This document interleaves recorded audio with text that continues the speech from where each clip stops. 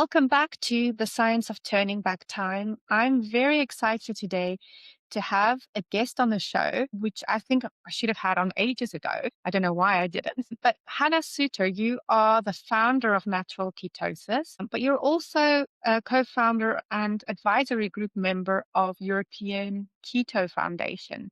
So Yeah. I think we're going to be talking keto today, right? I hope so, because that's all I know about. I don't know. I don't know much about anything else, but I do know a bit about keto. So you've got an interesting personal story. Can you tell us a little bit about how you came to keto? What brought you to it? What Yeah, was your sure. journey?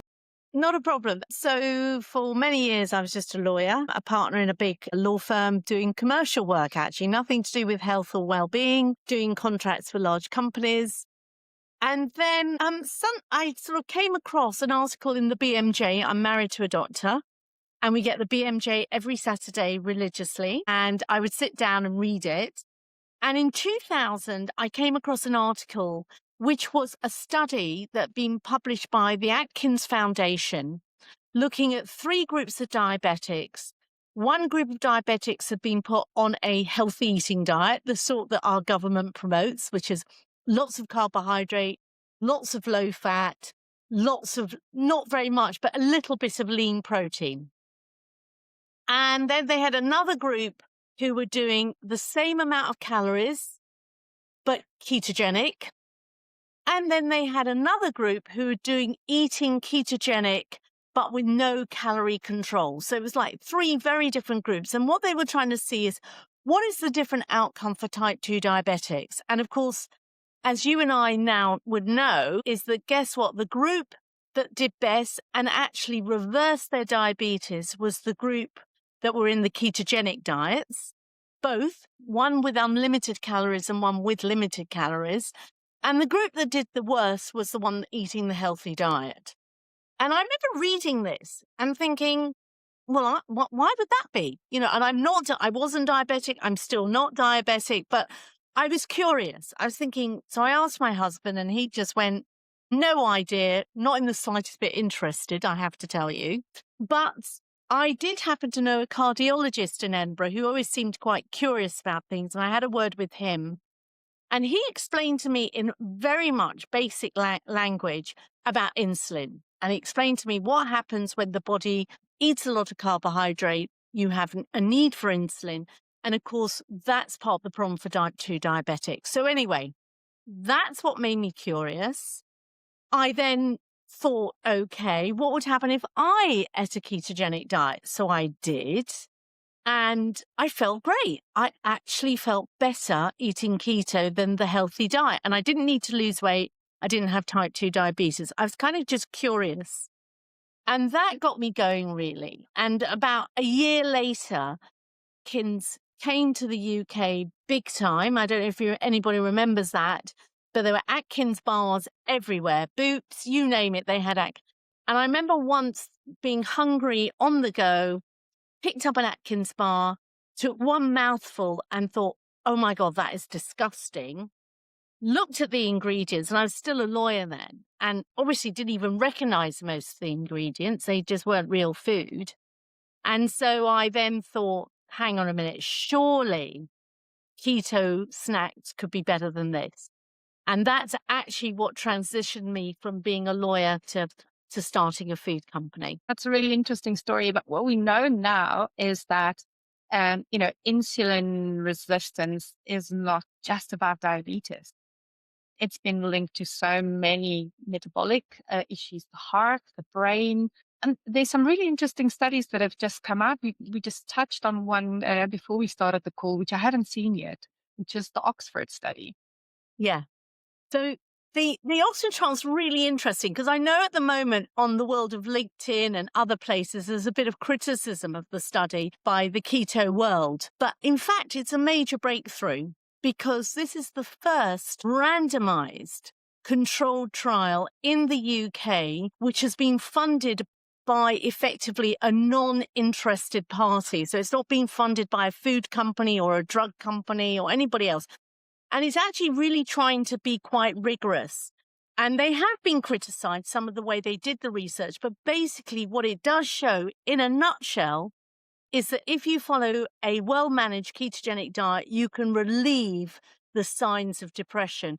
And it lasts even beyond finishing the diet. So that was what I think was quite amazing for this group of researchers, because they thought as soon as the diet ended, then all the symptoms of the depression would return.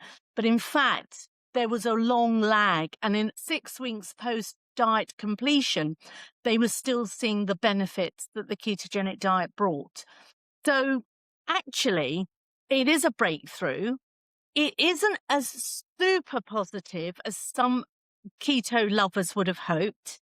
But when you look at the team that did it and the way they did it, it is an unbelievable success.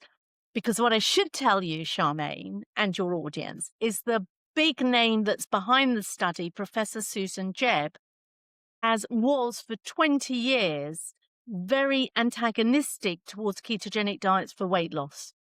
And so the very fact that she was curious enough to think of doing this type of study to look at a psychiatric disorder or a psychological disorder, should I say, in itself is fabulous. You know, I'm quite excited. Absolutely. And it is wonderful when we can find non-pharmaceutical approaches to dealing with something that's so very common and, affects just so many people. I know. Yeah, absolutely. And I think I'm really excited about this concept of metabolic psychiatry where, our metabolic system plays such a massive role in the brain. And it's interesting how we've separated out psychiatry and the rest of health. It's like Yeah. it's in your mind, you go to the psychiatrist, it's all in your head, Yeah. or everything else. Whereas we now know that so many psychiatric conditions, as well as cognitive decline, really starts from the body. It starts with the whole metabolic system. It starts with inflammation, a whole bunch of things. So it is It is exciting to see fantastic, this metabolic actually, isn't it? approach. I couldn't agree more. And one of the people that I met along the way is Professor Edward Bullmore. I don't know if you've come across him, Charmaine, but he wrote that brilliant book. What was it? The brain blood barrier. I can't quite remember what his name was. He now is at King's College London, a psychiatric specialist. But even he can't believe where his work is going. That, he started off looking at the gut and the brain and saying, hang on, there's something going on here. I mean, that's pretty primitive to what you're talking about. I know, Charmaine, you're looking at a much bigger body impact, but it is exciting. And yeah, I'm really optimistic for people that have got various psychological and psychiatric disorders, whether it's bipolar, whether it's schizophrenia, whether it's depression, ADHD. I do think diet, not necessarily the ketogenic diet, that's obviously what I'm interested in, but I suspect there'll be a whole number of things that somebody like you, who specializes in a much broader range of solutions, can really help with. Really, really can. Absolutely. Can you tell us a little bit about the history of ketogenic diet and where it started from and how it's developed? It's almost got two starts, actually, and it depends whether you're coming from a psychiatric point of view, you're coming from a sort of obesity weight loss. So the camp who come from it for obesity and weight loss, they talk about, what was the name of this guy in Victorian Britain who managed his diabetes? Banting, my apologies, it's just come to my brain. Banting, and the Banting element where he was managing his diabetes through eating a virtually zero carbohydrate diet. And it did very well before, obviously, insulin was developed. And indeed, we know from ancient Egypt that they did the same thing. If you were born with type 1 diabetes, then the only option for you was a zero carb diet. So does that side of the history goes back an awful long way. Now, interestingly, when you look at the psychiatric side of the ketogenic diet, that starts with the epilepsy, managing epilepsy back in Victorian Britain, where they did notice that when somebody was virtually starving, their seizures seemed to reduce. So there was something about the body being in a starvation state that reduced seizures. And that led to developing the idea of this high-fat ketogenic diet for seizures. And then, of course, other drugs were then developed. So I think if we look at it in the round, you could probably say, yes, it goes back to ancient Egypt, but probably the history of the ketogenic diet in Britain probably started in the mid-19th century. What's interesting, though, that I find very exciting is this movement, though, across. So something we're actually seeing, you and I are really seeing happening, is this shift from looking at neurology, which it was sort of for 20 years now, children around the world have been treated with the ketogenic diet for treatment-resistant epilepsy. And, you know, we provide food for that for the NHS. And that's been going on for 20 years, and nobody was moving beyond that very small group of patients. And then the marvelous thing was that Chris Palmer in Harvard suddenly started thinking about his own depression, but also the psychological problems of some of his patients, and did start to wonder maybe that this energy connection with the brain might, you know, maybe there's something happening here that we're seeing in epilepsy. So that's when we started to see this rethinking about how the mind works, where energy is coming from. And that came out of the neurology and epilepsy and pediatric epilepsy. Very interesting. And you guys, you do a lot of the food for the NHS. Yeah, so we make a range of foods called Keto Care foods, which are not available over the counter. You do need to have a prescription. And it's for those really, really special kids in the UK, Ireland. We're also in some European countries where, you know, the drugs for epilepsy don't work. They're put on a very strict ketogenic diet for up to 5 years. And we provide sort of key products to help the parents, because you can imagine if you're a normal parent, maybe you've got 2 or 3 children, one of which has got this terrible form of epilepsy, and you've got to follow this incredibly strict diet. So having 1 or 2 super clever products that you could just give the child when you need to, I think has proved to be very helpful. And that's what we do. You know, it's just a ready-made product. But what I do want to share with your audience, the most amazing thing is not only how quickly the ketogenic diet stops the seizures or reduces the seizures, it's that what I still find to this day amazing, with the exception of 1 or 2 syndromes like Dravet syndromes, but most pediatric drug-resistant epilepsy, after 5 years, maximum of 5 years, the child can go on to eat a normal diet and not get seizures. So something goes on in the brain and the body where the ketogenic diet opens up pathways. And you'll know all about that with your work, Charmaine. So I'm sort of kind of teaching you to suck eggs, should I say. But it not only does it work while you're on the diet, it kind of lasts after the diet. And isn't that amazing? It's incredible also for these kids because it is tough, right? God, yeah. To be on a diet like that. So to know that in future there is this potential of being able to, you know, get back to a more normal diet, which is amazing. It is amazing. And it's like magic. And I think once you fall in love with this type of diet or any sort of diet like this, you're in love in a way with metabolic health, aren't you? You Oh, can yeah. go the number. I mean, how long have you been running your practice, Charmaine? Dare I ask this cheeky question?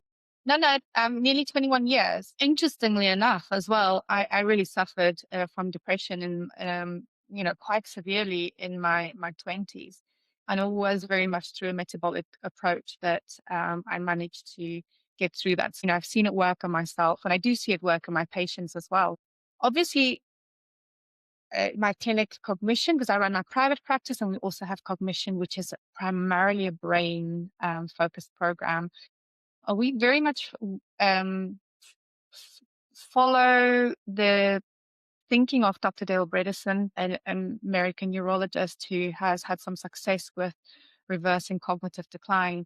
And one of the biggest elements there is very much getting the metabolic system sorted, and keto is a massive big part of that.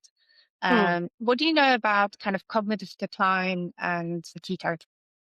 See, I haven't done as much of that, which is why it's been such great fun getting to know you, because we know that there is work going on in America. We know that. And I've read quite a lot of what Bredesen's written about, and it makes enormous sense to me. It really does. If you're feeding the brain great fats, you're keeping insulin low, so you're getting loads of energy and loads of oxygen to the brain and lots of good fats into the mitochondria. To me, it all makes enormous sense, and I can imagine it. I'm sure it does work. We've never worked very closely in that discipline as a business because, to be honest, you're part of an emerging group. I mean, you're a bit of a thought leader, Charmaine, because not many people have. I know in America it's more popular, but here there's very few people that are working in that space in a really practical way. I mean, there's research done by some of these charities, but it's really more about finding drugs, not finding a metabolic solution.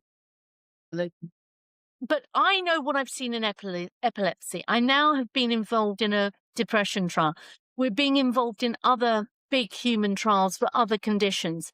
I cannot believe that cognitive decline would not benefit from a high-fat, low-carb diet. I can't believe it would not benefit. How much it benefits without all the other things that you're doing, I don't know. That's way beyond my pay grade. But I suspect there must be a need for this. So yeah, I'm afraid I'm not an expert though, Charmaine. I know you can't give details, but are you able to give us a little bit of the themes of some of the studies you're involved in at the moment? Yeah, so we're involved in quite a big study at the moment. It's been going on now for nearly, about 9 months. And that's really looking at the mechanism of keto. So what is really happening when that body shifts into this ketogenic state? What are all those levers being pulled and all the sort of messaging being fired? So they're trying to look at that.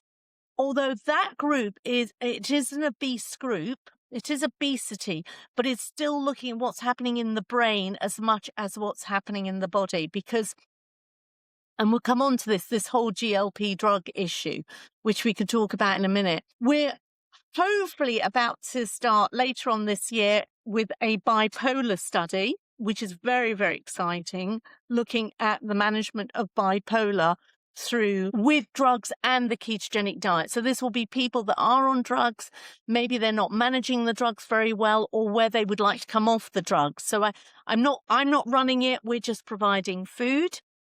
We've been asked to get involved with 3 other studies, one with schizophrenia, another bipolar study, and one that I think will be looking at probably early onset of psychosis. So they're all, again, brain-focused studies, though.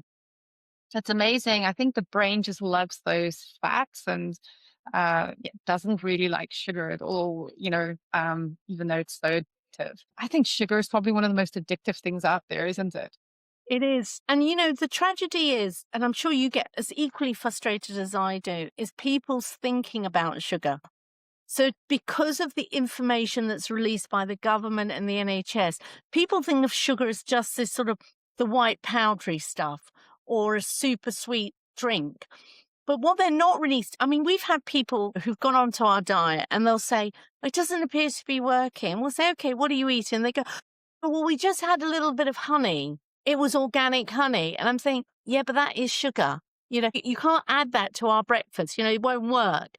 Or what I've also found frustrating with the sugar thing is that people don't realize, I know you do, but a lot of people don't realize that when you eat a load of starchy vegetables or pasta or rice, it turns into sugar. I mean, it may not taste sweet when you put it into your mouth.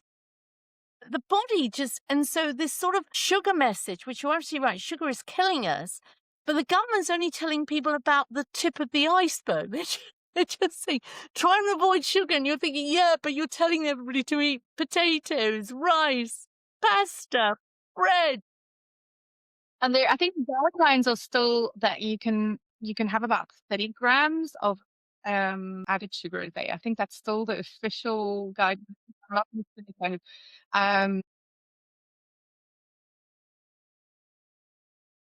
Yeah. But it is addictive. I mean, there's been studies in Australia, I know, who shows it's as addictive as cocaine. For sure. Absolutely. It is incredibly difficult to stop sugar. So you also, I know you spoke about the food that you do for the studies and for the NHS.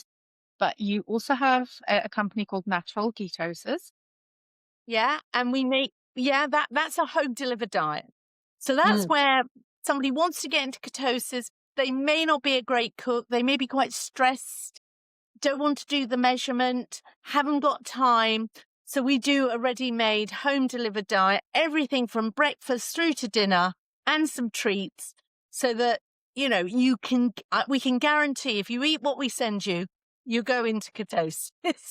And you know, that it's really to make life a little easier for busy people.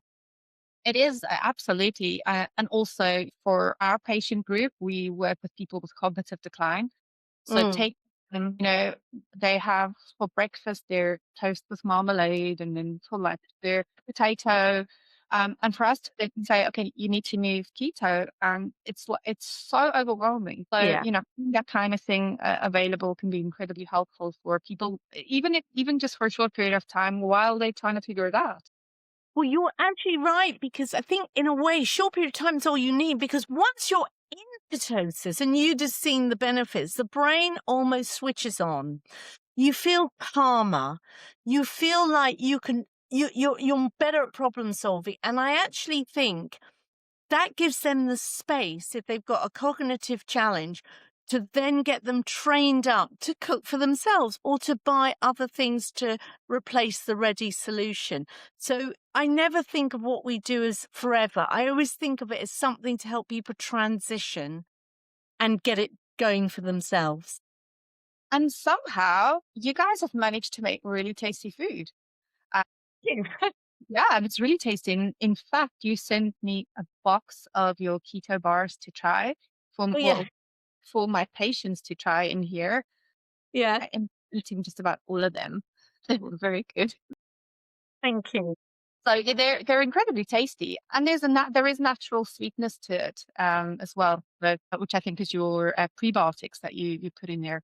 Yeah, we really like to try and get some fiber in there, because I know some people are obsessed with fiber. Some people say fiber isn't necessary. I mean, there's every view on the planet about fiber, but we have to try to design a product that does give people fiber, so that, you know, it's there ready, and it's easy to do. Yeah, Yeah. absolutely. What else is there to talk about? Well, I mean, there's so much to talk about, isn't there? Because I do actually think the whole cognitive and brain health is so important. So I guess what I'm hopeful is, what would be brilliant is to one day maybe do a trial or something with you guys. Hannah, you know that dementia is the leading cause of death for women now, right? The leading cause of death. It's heartbreaking. It's I know. heartbreaking that 1 in 3 of us now will succumb to dementia. It's terrifying. It And I is. just, if, we need to be doing a lot of work in this area to try and see, is there something that we can do? And we are seeing, there in clinic, we are seeing really good effects with keto. I know that there are clinicians all across the world, and especially in the US, that are seeing phenomenal results. We Hmm. need large scale studies on this. I think we do. And I think it would be great. Maybe we should, that's what we should plan after this podcast, Charmaine, is sit down and work out how could we organize a big trial? Because I do agree with you, because it doesn't need to be like this. And that's the tragedy. It doesn't need to be like this. I think the big trials will come, especially, we're seeing, like you say, more of them coming in now. In Mm. schizophrenia, bipolar, and I think it'll automatically spill over to cognitive decline as well, hopefully.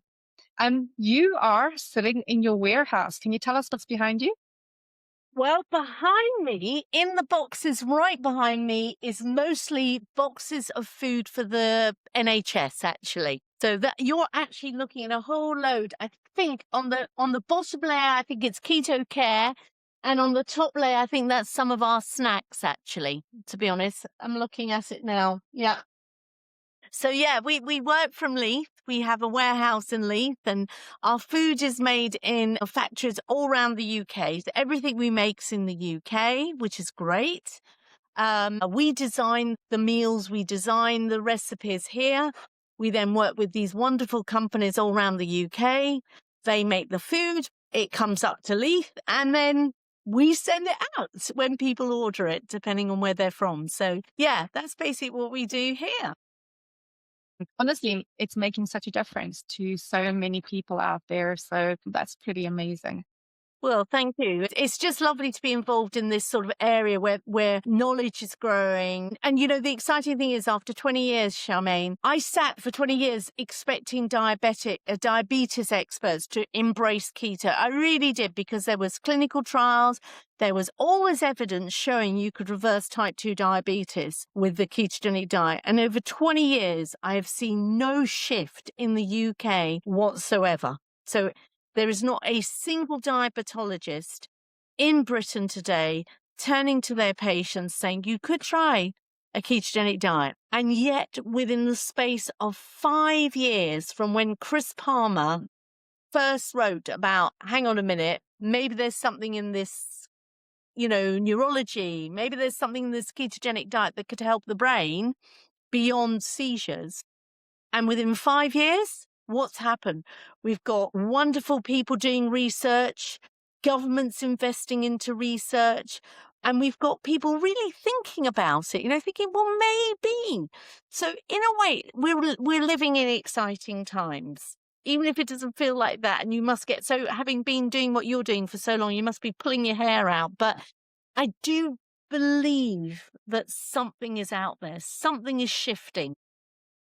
It's shocking for me how many of my patients will come in with a type 2 diagnosis of diabetes type 2, and have not been given a single bit of nutritional advice, nothing. They've been given metformin and sent away, and none of them have been told there is an alternative, there is something else you can try. They tend to find it out for themselves, which is really a shame. We're really interested in catching the people in pre-diabetes. It's for me really important that people start to think about it long before diabetes sets in. If your HbA1c is creeping up or your insulin levels in the blood is creeping up, this is the time to be thinking about it rather than sitting and waiting, because it's another thing that happens with the healthcare, unfortunately. Pre-diabetes, sorry, you're pre-diabetic. No, don't worry about it. You're pre-diabetic. You're diabetic. And you're so right, because I love that. You probably know the guy, Ben Bickman, who does talks on insulin. I'm sure you know him. And he pointed out really frighteningly, you can have all these blood glucose meters telling you, oh, you're managing your blood sugars. Oh, they're going up, they're going down. Oh, they're going up, oh, everything's fine. Meanwhile, as you know, and I know that from having met you and talked to you, your insulin levels can be persistently high. And that is what's destroying you metabolically. That is what's destroying your brain. That's what's giving you type 2 diabetes. But nobody ever talks about it, do they? All they talk about is blood sugar, and by the time your blood sugars are really out of control, it's too late. We use a lot of the CGMs, the blood glucose monitors, in our clinic because it is a really useful teaching tool. Yeah. But what I've found a number of times is people coming in and their blood glucose levels are actually relatively low. And they're like, oh, this looks all really, really good. But when you test deeper and you test insulin and C-peptides, you're like, oh, actually, right now your blood glucose levels are looking good because your pancreas is pumping out so much insulin. Exactly. To keep it down. And so we have seen that a number of times where, or an HbA1c comes back and it's relatively low because somebody's having hose. Yeah. Those results can be so misleading. Yeah. People can have sometimes a normal HbA1c for years and then suddenly, they're because that insulin resistance has been building in the background for a long time. Absolutely. So it is a really interesting times, because I think people are going to start thinking more like you are and less just about the blood glucose. Because you're right, it's both, isn't it? It's really good to know what your blood glucose is doing, but it's actually what's also happening behind, which takes a bigger, deeper dive. Absolutely, I agree. Hannah, it's been a privilege to have you here today. Thank you. For me, very exciting that we have this right here in Edinburgh because, the experts are all over the place. So it's lovely to have someone so close by. and very excited to watch how your work is unfolding. So thank you so much for joining me today. And I'm pretty sure I'm going to have you back on the podcast in a few months' time when more of these studies come out. Let's do that. I'll keep sending you because there's 2 big ones coming out of America very soon, I think. So we can talk about those when you're ready. And when other things are happening, I'll keep you in the loop, Charmaine, and come and visit us in the warehouse. Love that. And then also one more thing for people who are interested in finding out a little bit more about your products, how can they do that? Well, the best place to go is go to www.naturalketosis.co.uk or go to www.livefat.co.uk because they're both the sort of main websites where we do where the public can buy things. The medical foods, I'm not allowed to even tell you where it is because you need a prescription. Absolutely. And those have to be kept for people who genuinely.